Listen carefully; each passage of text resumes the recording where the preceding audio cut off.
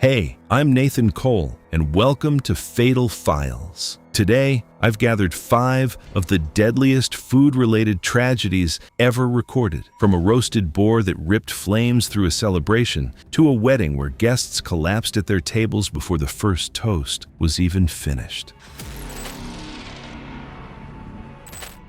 It was October 13th, 2018, in rural Finland, and the air around Grimfeld Lodge had already turned cold by evening. Smoke from an open fire pit drifted across the yard as guests gathered nearby with drinks and phones out, watching a whole roasted boar slowly turning above the flames. Mikael Roos was 41, a delivery driver who spent most of his days on the road between small towns. He wasn't used to places like this, private lodges, formal dinners, but his brother-in-law had invited him, and it felt like a rare break from routine. That night, the main attraction was a whole smoked boar turning slowly over an open fire. It had been cooking since early morning, held up by a motorized chain system above the pit. As the evening went on, the staff prepared to lower it for serving. Guests naturally moved closer. It was something people wanted to see up close, and honestly, I can understand why, because in a small event like this, the food becomes part of the entertainment too. Some guests stood only feet from the pit, recording on their phones, while others crowded near the serving tables. An older couple sat beside the fire to stay warm as kitchen helpers prepared trays nearby. Then one worker noticed the chain dragging slightly. It corrected itself, so nobody stopped the motor. Witnesses assumed the resistance came from heat or grease buildup. But as the boar was lowered, the weight shifted, and the upper chain link suddenly gave out, dropping the entire carcass into the fire pit. The impact forced burning embers and grease outward as hot fat spilled directly into the flames. But instead of a normal flare, the grease atomized in the heat, sending a fast-moving wave of fire across the cooking area. Burning liquid splashed onto clothing and skin, while the people closest to the pit had almost no time to react. One guest's sleeve caught fire instantly, another man burned his hands trying to pull someone away, and the crowded, uneven ground caused people to stumble into each other instead of escaping cleanly. Mikael was near the front because he had been helping his brother-in-law prepare the carving table. By the time the chain failed, he was only a few feet from the pit. He tried to step back, but there wasn't enough room once everyone moved at the same time. Some tripped over benches, while others tried pulling people away, using jackets and bare hands to smother the flames. One worker ran for a fire blanket as guests dragged the injured toward the driveway. The flare lasted only seconds, but some victims were still covered in burning grease and melted fabric even after the flames dropped. Emergency services were called right away, but because the lodge was in a rural area, it took time for help to arrive. In the meantime, staff and guests tried to move the injured away from the fire and keep them stable. Mikael and 5 others were taken to nearby hospitals. The doctors later confirmed that all 6 had suffered severe third-degree burns. Some had also inhaled superheated smoke and grease during the flare, which badly damaged their airways even before the burns themselves were fully treated. Over the next 1 to 3 days, complications set in, including fluid loss, shock, infection,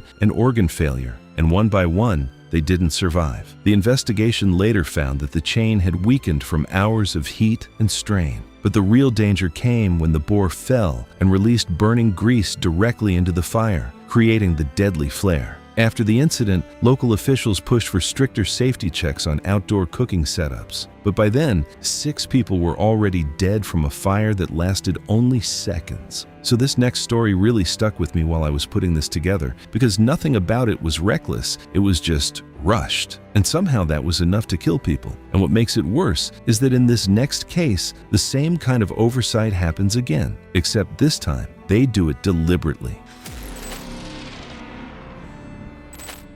It was July 22, 2017, in a small neighborhood in Cotabato, and the afternoon heat hadn't eased even as people started arriving for a backyard birthday. You could hear tricycles passing. Outside, music playing low from a speaker, and the smell of freshly cooked food drifting through the air. Ramon Della Serna was 32, a tricycle driver known around his neighborhood as the kind of person who always showed up for everyone else's events, birthdays, funerals, basketball leagues. He was usually there helping carry tables or driving people home afterward, but this time, it was his celebration. He had spent months saving money for a proper birthday gathering. Nothing luxurious, just food, drinks, and people he grew up with. One of the dishes prepared that day was Ramon's favorite, papaitan, a According to his friends, he always asked for it during gatherings because it reminded him of home and family celebrations growing up. The dish is known for its strong, bitter flavor, traditionally made using goat meat, organs, and broth prepared from parts of the intestine. And honestly, while researching this case, I realized papaitan is one of those foods people either love immediately or completely avoid.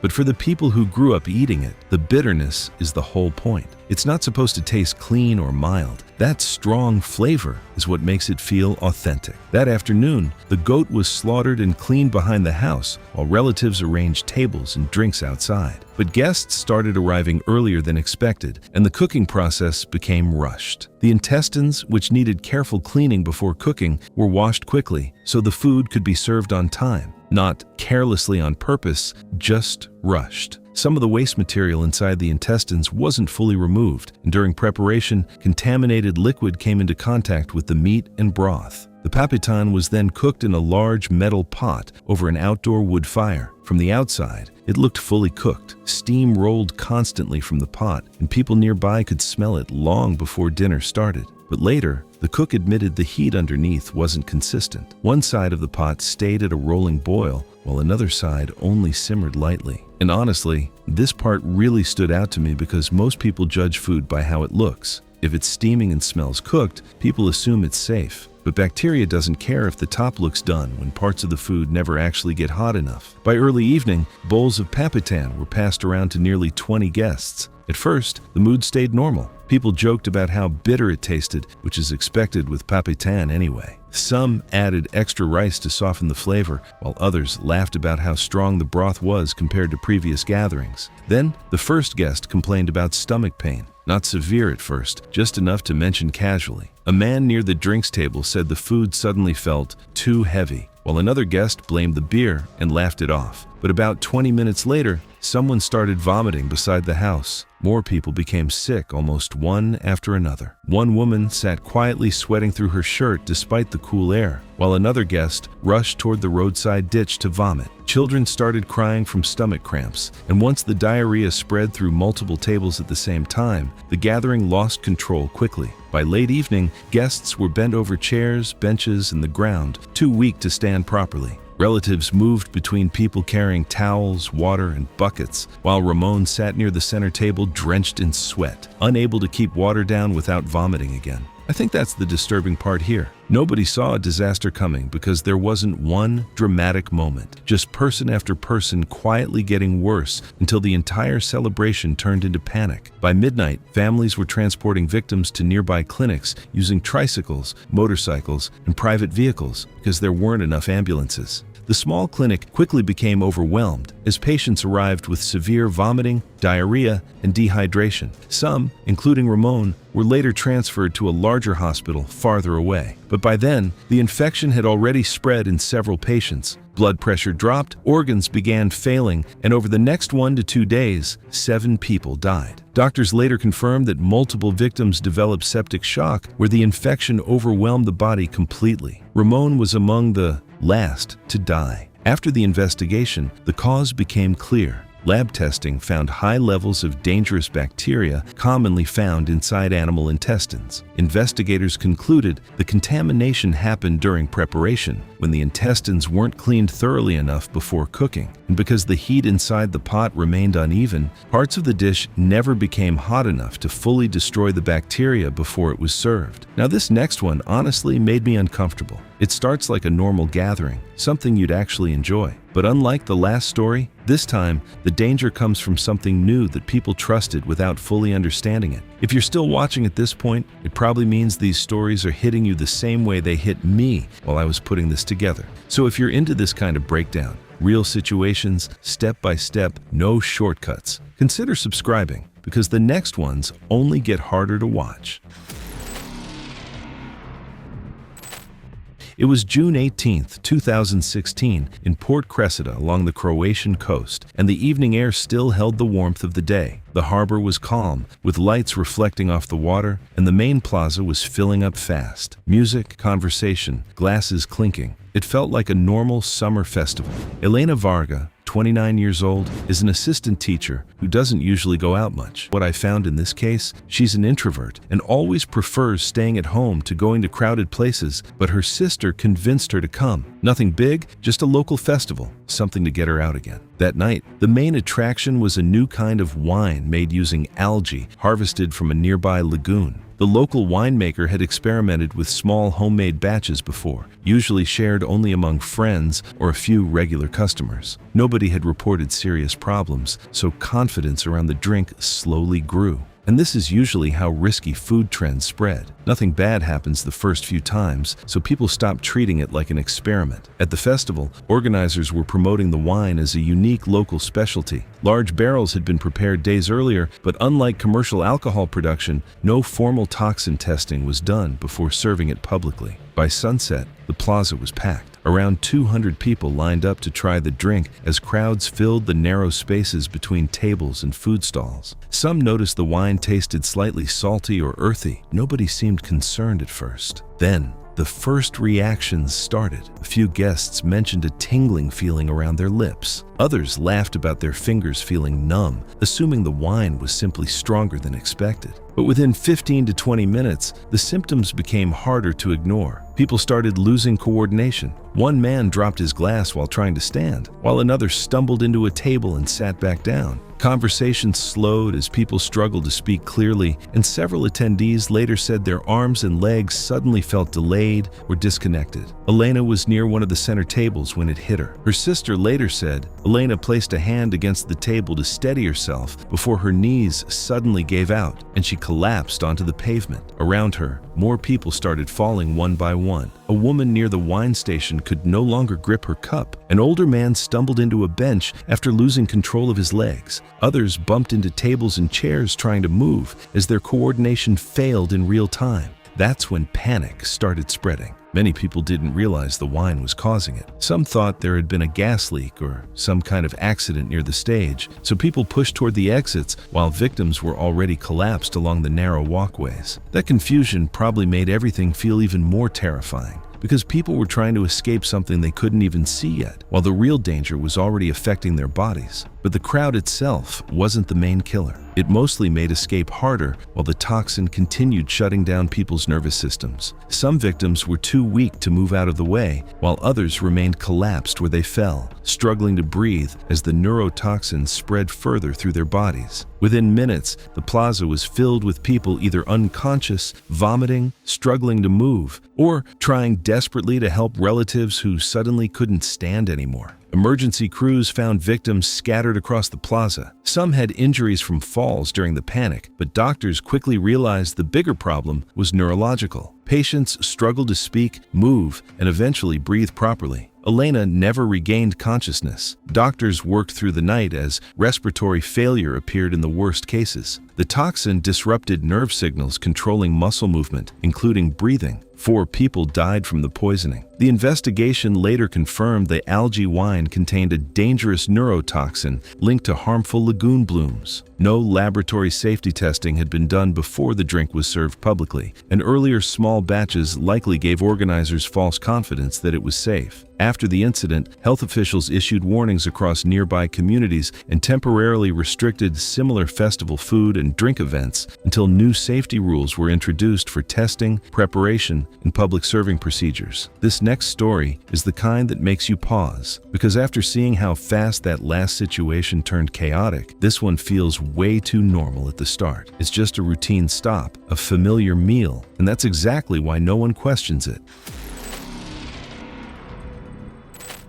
It was September 9th in 2015, along a roadside stretch in Guangxi, China, where early traffic had already started building. Trucks rolled in and out in steady intervals, engines idling as drivers stopped for quick meals. The air smelled like broth and spices, something you could notice before you even stepped out. Junwei was 36, a long-haul truck driver who had been on the road for nearly 3 weeks. He kept things simple: same routes, same stops, same meals. He wasn't the type to try something new, especially when he was tired. tired. Familiar meant safe. And that morning, he pulled into a stall he had eaten at before and ordered braised beef noodles. The broth was what people came for. Slightly sweet, heavily spiced, and simmering since before sunrise. The roadside stall was popular with drivers stopping during long highway trips. Junwei finished his meal, paid, and walked back toward his truck. Later, investigators reviewing CCTV noticed him reaching for the driver's side door before suddenly pausing, like he needed a moment to steady himself. Then he tried moving again, but something was wrong with his balance. He turned back toward the stall slowly, one hand brushing against the truck for support. At first, it looked like exhaustion, but then more customers started reacting. A few mentioned dizziness. One blamed the heat, while another sat back down after saying his hands suddenly felt weak. Within minutes, people were vomiting beside the tables. Conversations became difficult as some customers struggled to respond clearly. One woman near the counter reportedly stared blankly at her husband for several seconds before collapsing onto the bench. Junwei was still conscious, but barely stable. Witnesses said his movements became jerky and uncoordinated, almost like his body was responding half a second too late to what he wanted it to do. Then the seizures started. One man collapsed beside a table and began convulsing violently on the concrete floor. Another customer grabbed the side of a parked motorcycle before losing control of his legs completely. A child stopped responding while his father carried him toward a nearby vehicle, screaming for help. That's when the stall owner realized this wasn't food poisoning in the normal sense and stopped serving immediately. But by then, dozens had already eaten. People were moved toward the roadside. Some lay flat on the ground, while relatives tried holding them upright. There was no organized emergency response at first, just panic and improvisation. Passing vehicles were flagged down. Victims were loaded into back seats, truck beds, and cargo compartments because the nearest hospital was over an hour away. The moment multiple people start losing control of their bodies at the same time, everything turns chaotic because nobody around them understands what's actually happening yet. Junwei was among those transported to the hospital. During the ride, his condition worsened rapidly. The dizziness turned into a near total loss of coordination. Then his muscles began tightening uncontrollably as repeated seizures hit one after another. At the hospital, doctors struggled to stabilize multiple patients arriving at nearly the same time. The symptoms didn't behave like ordinary bacterial food poisoning. Patients showed severe neurological distress, confusion, muscle spasms, seizures, and eventually respiratory failure as the nervous system lost control over breathing muscles. 9 people died. At first, investigators couldn't explain it. The food looked normal. The broth smelled normal. Nothing about the preparation immediately stood out. The answer came later during laboratory testing. Authorities traced the contamination back to the spice mixture used in the broth that morning. Investigators found that one bulk sack had been contaminated with seeds from a toxic plant related to poisonous moonflower species, which can resemble culinary spices once dried and crushed. And that's what made the mistake so dangerous. Once mixed into the broth, there was no unusual color or smell to warn anyone. And because the soup simmered for hours, the toxic compounds spread evenly instead of breaking down. Autopsies later confirmed the cause. The plant toxin attacked the nervous system, disrupting signals between the brain and muscles. That's why the symptoms appeared in stages: dizziness, confusion, loss of coordination, seizures, and eventually paralysis of the muscles needed to breathe. Junwei didn't take a risk that morning. He did what most people would do. He chose something familiar, something he trusted. But sometimes it's not about what you choose. It's about what's already there, unnoticed. And this one actually bothered me a bit because everything looks completely safe on the surface. But instead of something hidden in the ingredients, this time it comes down to a single mistake during preparation that no one notices until it's already too late.